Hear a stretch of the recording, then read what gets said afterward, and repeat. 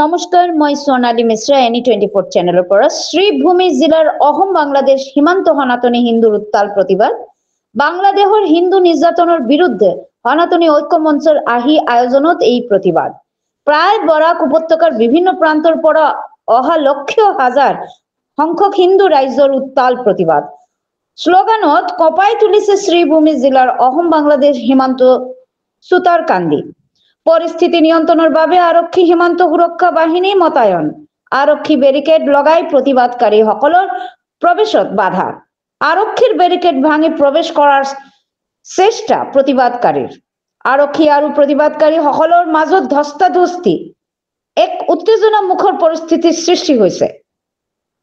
উল্লেখ্য, বাংলাদেশত ইউনুস চৰকাৰ অহাৰ পিছত বাংলাদেশত হিন্দু সংখ্যালঘু ওপৰত নিৰ্যাতন আৰম্ভ হৈছে। বিভিন্ন মঠ মন্দিৰ মূৰ্তি ভাঙচুৰ চলাৰ হয় আৰু যোৱা কেইটামান দিন আগত হিন্দুৰ সুৰক্ষাৰ বাবে মাত মতা বাংলাদেশৰ ইস্কন মন্দিৰৰ চিন্ময় কৃষ্ণ দাস প্ৰভু অনৈতিকভাৱে বাংলাদেশ আৰক্ষীয়ে গ্ৰেফতাৰ কৰিছে। তাৰ পিছত দেশৰ বিভিন্ন প্ৰান্তৰ লগত বাংলাদেশৰ ৰাজপথ প্ৰতিবাদ আৰম্ভ হৈছে।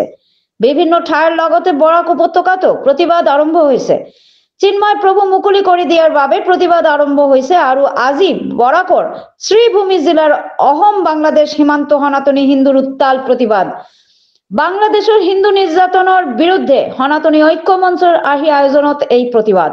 প্ৰায় বৰাক উপত্যকাৰ বিভিন্ন প্ৰান্তৰ পৰা অহা লক্ষ লক্ষ হিন্দু ৰাইজৰ উত্তাল প্ৰতিবাদ। শ্লোগানত কঁপাই তুলিছে শ্ৰীভূমি জিলাৰ অসম বাংলাদেশ সীমান্ত সুতাৰকান্দি। পৰিস্থিতি নিয়ন্ত্ৰণৰ বাবে আৰক্ষী মোতায়েন। আৰক্ষী বেৰিকেড লগাই প্ৰতিবাদকাৰীসকলৰ প্ৰৱেশত বাধা। আৰক্ষীৰ বেৰিকেড ভাঙি প্ৰৱেশ কৰাৰ চেষ্টা প্ৰতিবাদকাৰীৰ। আৰক্ষী আৰু প্ৰতিবাদকাৰীসকলৰ মাজত ধস্তাধস্তি, এক উত্তেজনামুখৰ পৰিস্থিতিৰ সৃষ্টি হৈছে।